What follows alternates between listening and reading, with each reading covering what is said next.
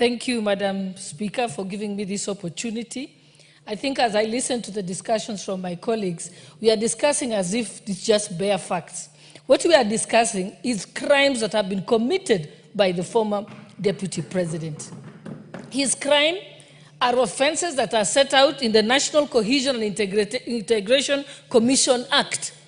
And we even have past history where people have made utterances that were assumed to have been wrong and they were not even guilty, yet they were arrested. So my issue here is, I'm also calling upon the chairperson of NCIC, Reverend Kobia. Reverend Kobia must act and not allow people to get over it. Because if we remember, prior to the 2022 elections, I remember 300 police officers were sent to Uasin County to arrest Honorable Oscar Sudi for making remarks that were not even hitting to the threshold of the National Commission and Integration Act. It was the same Reverend Kobia. We expect him to act. Similarly, we remember that Honorable Linturi again made some remarks, and he was picked at night. Yes, he mentioned that word in Uasin Gishu, and he was picked swiftly by the police and ferried to Nairobi at night for arrest.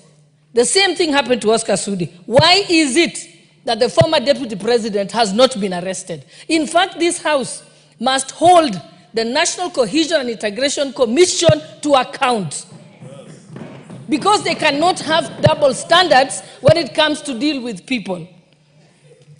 You need to read the National Cohesion and Integration Act.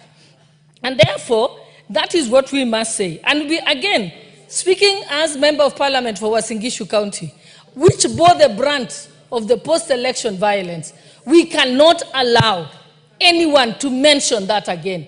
We made peace. The pastors and the old men had a meeting in Korusoi.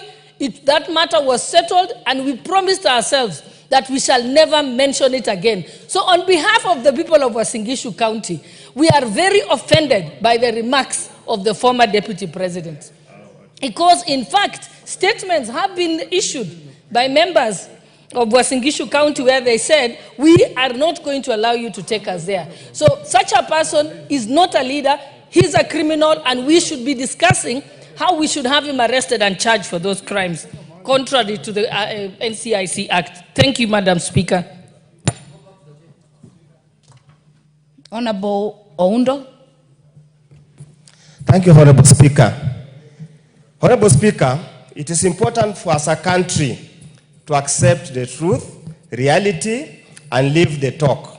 Honorable Speaker, democracy is a process. Democracy is not an event. Honorable Speaker, an election is not conducted on the day of the election. It is a process.